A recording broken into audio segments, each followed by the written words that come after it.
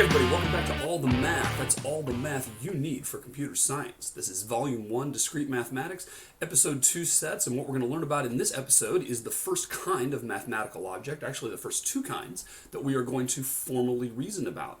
And those are called sets and tuples, and we're going to learn the difference between the two and some common definitions and properties about them.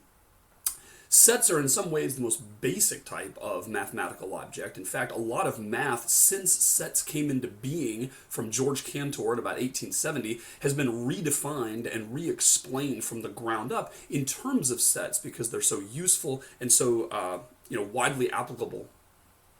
But they're so basic that it's almost hard to kind of get your head around what they are. So let me kind of explain what a set is.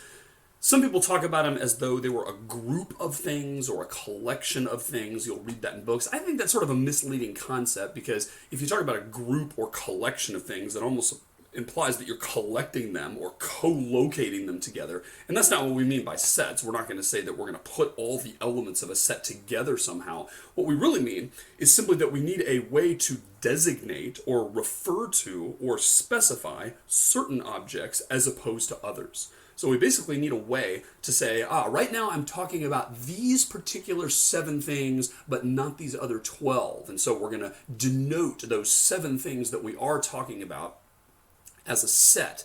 And the set is really, it almost disappears into the background. If I say I have the set of all blonde females, really that's just the same as saying all the blonde females. If I say the set of all calico cats, that just means the calico cats. If I say the set of all history majors, that just means the history majors, right? So the fact that it's a set is kind of not that important. It's really the things that we're talking about that go into what makes a set important. And you might wonder, why do we have the name set and a special mathematical object called a set if really it's nothing more than just some things as opposed to others? And of course it comes down to that formality principle that we talked about in episode 1. We need a formal way of specifying something. We're going to give it a letter, typically, a symbol to denote it. There's going to be certain known properties that sets have so that we can reason about it because we really want to deal with the form in a way that is predictable and that is explainable and that has certain well-known properties. So let me give you a few facts about sets and also about tuples. We'll learn about those on the way, and also some of the notation and terminology that's used for them. So we're going to denote a set simply by using curly braces. So I might say I've got the set A, and I'm going to use a curly brace here to say its elements are 2 and 3. Let's just say that's our first set right there, right? So that is a set. That is not to be confused with the similar looking but very different concept using parentheses or bananas. This right here is not a set because I have not used the curly braces. This is something completely different called a tuple, or some people say tuple. I've heard both ways, so there doesn't seem to be any consensus on how to say that. There are many differences between a set and a tuple, and let's start learning about what those are. If you're used to programming and you've used data structures like an array or a linked list or something like that, a tuple is much closer to what you're thinking of than a set is. A tuple is much more like an array in a programming language than a set is. Let me tell you the first difference. One of the differences between the two is that in a set, there is no order to the elements. What I mean by that is that there is no implication that 2 is the first element of the set and 3 is the second element of the set. In fact, first element of a set isn't even a concept. That isn't even a phrase that makes sense in mathematics. What we're saying by this is simply that 2 and 3 are both members of the set, just like maybe Georgina and Pauline are both blonde females. It's not like one of them is the first blonde female and another one is the second. They're just both in the set. Everything in a set, as it turns out, is either in or out, and if it's in, it's equally in with all the others. So there is no implied order to a set. And in fact, if I went down here and I said, well, I've got a set 2, 3, turns out that that is equal to the set 3, 2. In fact, these are just two different ways of writing the same set. Now, the fact that I've written them in this order simply is because, I'm dealing with a two-dimensional medium here, and I have to write them in some order. If I tried to write them on top of each other, then you wouldn't be able to read it, right? It'd just become one big squiggle. So, of course, I have to actually write them in some order, and that's why I've chosen here, to list the 2 first and the 3 second. But there's no implied meaning there. You can't take it that 2 is the first one, 3 is the second one, because it's just the same as if I listed 3 and 2. Okay, which is very different from tuples. Tuples, if I say 2 comma 3, that is definitely not the same as the tuple 3 comma 2. And you know this from graphing these as points, right? If I had treated this as an ordered pair here, and actually an ordered pair is a type of tuple, and I spelled this out on the x and y axis, we know that 2 comma 3 is this point right here, and we know that 3 comma 2 is this point right here, because I go over 3 and up 2, whereas here I went over 2 and up 3. Those 2 points are definitely not equal, right? So there is an order to tuples, and there is not an order to sets, is basically the idea here. And you might wonder where we get this funny word tuple. Why not just say, 2 and 3 is an ordered pair? And in fact it is, and that's one of the synonyms for a tuple. But of course you could have more than 2 things. Let's say 2, 3, 7. What would we call that? Well, we call that an ordered triple. And there's no limit to how many different things we could have. We could say, let's make an ordered, and pretty soon we start dropping the word ordered because it's just implied, but you could say an ordered quadruple, right? What if I have 1, 2, 2, and negative 3, 6. There's 5 of them, so I end up having a quintuple. So bottom line is you run out of words, right? What if I'm over here and I have 1, 3, 9, da da da da da, and suppose there's 17 different things here. What is that going to be? We need some word to refer to the general case, and the word that we use is the word tuple. In fact, you could call this a 17 tuple if you wanted to. But that's what that word comes from. And if you're used to thinking about ordered pairs, as I'm sure you learned about in math in grade school, that is exactly what they are, except it can be generalized to any number of dimensions. Okay, so that's the first thing about sets and tuples that are different, is that order does not matter. All right, second thing, sets do not have duplicates. It does not make sense for me to say that A is the set 2, 3, 2. That is a concept that doesn't make sense. And the reason it doesn't make sense is because a set is a way of designating certain objects and not others. And if I say that 2 is in the set, well then 2 is in the set. You don't need to tell me it's in the set again. It can't be in the set twice. I can't be a blonde female twice, right? You either are or you aren't. And so in sets, all of the elements are assumed to be unique. They are all distinct. And the same thing is not true in ordered pairs or tuples. I can certainly have the pair 2 comma 2, right? And that's a legit thing. I could say, let's go to the point 2, 2, and there's nothing wrong with that. I can certainly have duplicates here because this is not expressing a set. This is expressing a sequence of numbers, some of which may be the same as the others, right? So a set has no order to it and it has no duplicates, whereas a tuple can have both.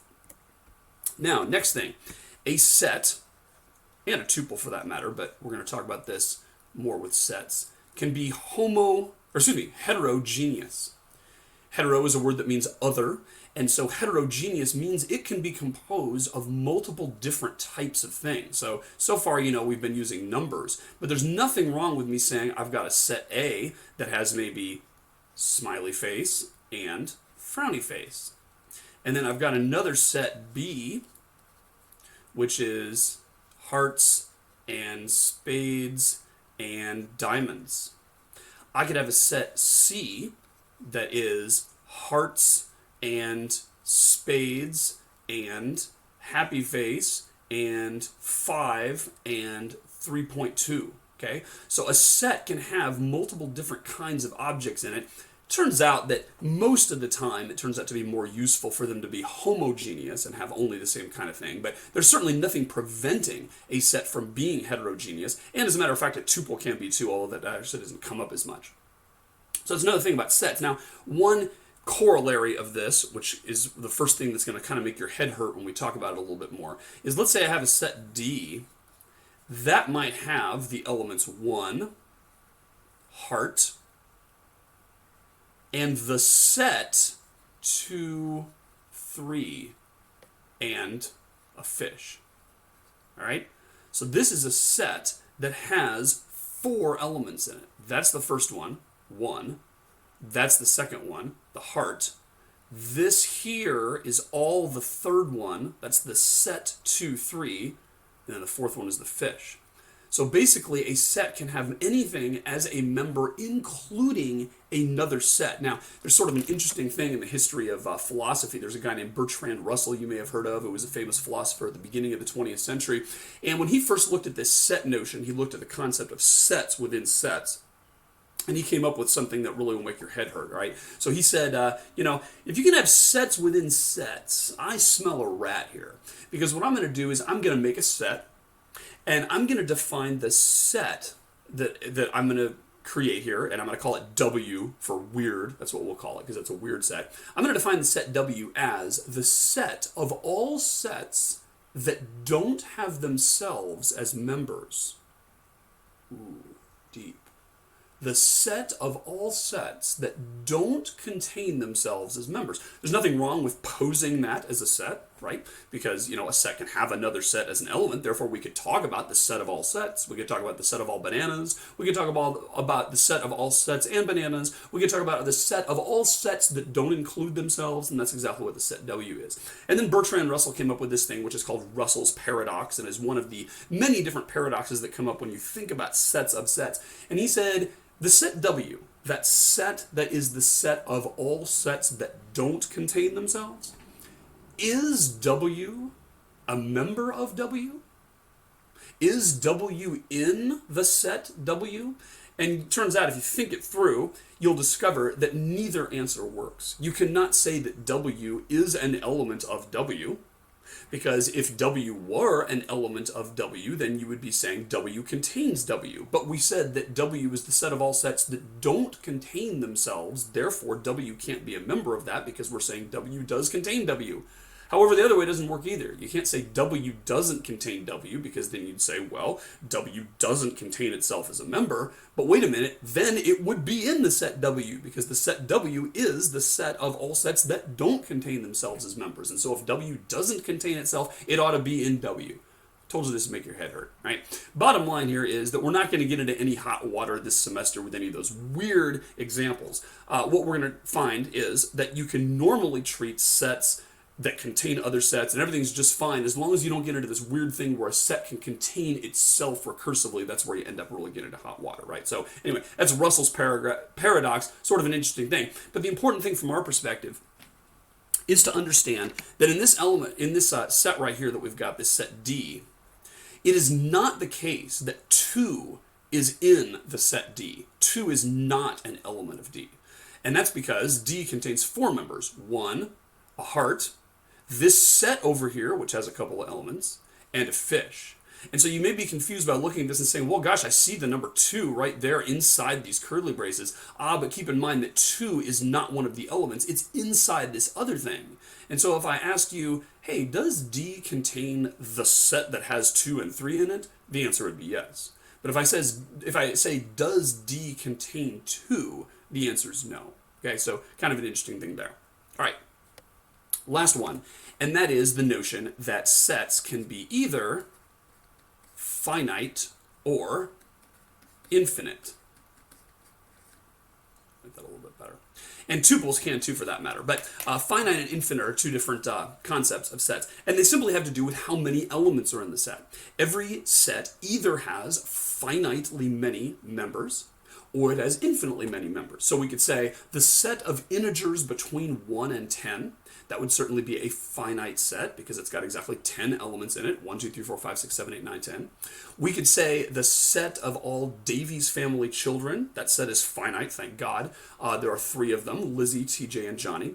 We could say the set of all even numbers. That would be an infinite set because there are, in fact, infinitely many even numbers. We could say, the set of all earthlings. That would be finite. We could say the set of all points in time, that would be infinite. So there's a lot of different sets out there, infinitely many in fact. Some of them have a finite number and some of them have an infinite number. And it's kind of a brain teaser sometimes to think of which one is which. So for instance, let me give you this one. Suppose I took the set of all poems that have ever been written. the set of all poems that have ever been written by the human race in all cultures, all languages, all epics, etc., right? Is that a finite set or an infinite set? And if you think it through, you'll realize that it's a finite set. It's huge. There are a ton of poems that have been written in the world. And my goodness, I certainly would never have time to read all of them. But you could, in principle, delineate all of them, right? And number them all from the first one that was written to the last one that was written a couple seconds ago. Someone just, finished a love sonnet or whatever, and we'll call that, the most recent poem that's written. But surely there are a finite number of them, right? There's a finite number of poems that have ever been written. Now, what about this? The set of all poems that ever could be written. What about the set of all possible poems? Is that finite or infinite? And if you think it through, you will realize that that is an infinite set. There are infinitely many possible poems that could be written. And you can see that by simply taking the opposite point of view and realizing that it's a contradiction, right? Suppose I told you, well, no, it's a finite set. The set of all poems that could ever possibly be written, that's finite. And I've got the set right here. And there's 493,369,444,322 of them, okay? That's all the poems that ever could be written, period. I could prove you wrong. I could simply say, well, let me just take the longest poem out of the bunch. Maybe it's some super long mega epic that's 100 times as long as the Iliad or something like that, right? Longest poem in there. If there's some that are the same length, I'll just pick one of the longest ones. And then I'll just add a word to the end. I'll add the word verily. And I'll say, okay, great. I just created a new poem that is possible to be created, and it's not in the original set that you claim to have, Jack. And that proves that your set was incomplete. And if Jack then says, oh, I'm sorry, I missed that one with verily at the end, now if I include that and I have 496 trillion, 223 poems, now it's complete. Now this is the set of all possible poems that could ever be written. Then I'd simply take that poem I just added to it that has the word verily at the end, and I'd add another word at the end. I'd add verily again, or I'd add forsooth, or something Shakespearean sounding or whatever, right? And then again, that's not in the original set. So no matter what finite set you claimed to have that actually listed every possible poem that could ever be written, I could prove you wrong by simply adding to the end of it something else and end up with a larger set, right, which is larger than the finite set you claim to have. And that is what tells us, and this is kind of an example of reasoning by contradiction that we'll get to later, that proves that you could never have a finite set of all the poems that could ever possibly be written, because you can always defeat that no matter what it is. Interestingly, and here's kind of a brain teaser here, note that every poem that could be written, every poem is finitely long.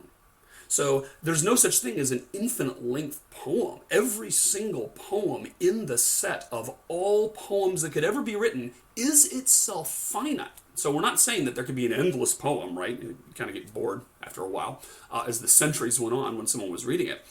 But nevertheless, there are infinitely many of them. There are infinitely many poems, even though each one is of finite length. Just like we're saying, there's infinitely many even numbers, or infinitely many integers, even though each integer itself is finite, right? I can never give you an infinite integer, or an infinite even number, 5,402,000,000. That is an even number, but it's finite. Nevertheless, there are infinitely many of them. So, kind of an interesting little brain teaser there. One last thing before we go to the next segment is that there is a notion of fuzzy sets that you may have heard about. And in this class, we're going to be dealing with classical sets, and what that means is that every element is either in or not in the set. Okay, so if I say the set of all blonde females, maybe Georgina is a blonde female, so Georgina is in the set of all blonde females, and maybe Cindy is a brunette female, and so she's not in the set of blonde females, and maybe Stephen is certainly not in the set of blonde females, neither is this lamp, right? So everything in the world is either a blonde female or it's not, and that's the classical set notion. Interestingly, fuzzy set theory and the logic that goes with it, which is called fuzzy logic, is an extension of that, an extensional principle, where they say there can be degrees of membership in a set. So we might say, let's extend the concept, and we'll say Georgina is a blonde female, sure, because she's blonde. But, Becky is brunette, but she has some kind of blonde highlights in her hair. So what we're going to say is that she's 10% in that set. Maybe Georgina is 100% in the set of blonde females, and maybe Stephen is 0% in the set of blonde females. But we'll say that Becky's 10% in the set of blonde females, and maybe Judy has sort of kind of dishwater hair, and so we'll say she's 50% in, right? So there are ways of saying that there's degrees of membership in a set, and we can actually reason about that. So kind of an interesting thing. In this class, though, we're always going to be dealing with classical sets in which every element is either in or it's not. And if it's in, it's in. If it's not, it's not. There's no implied order to the elements of a set because you're either in or not. We're just going to list them in some order so that we can do it. And there's no such thing as a duplicate because if you're in, you can't be in there twice.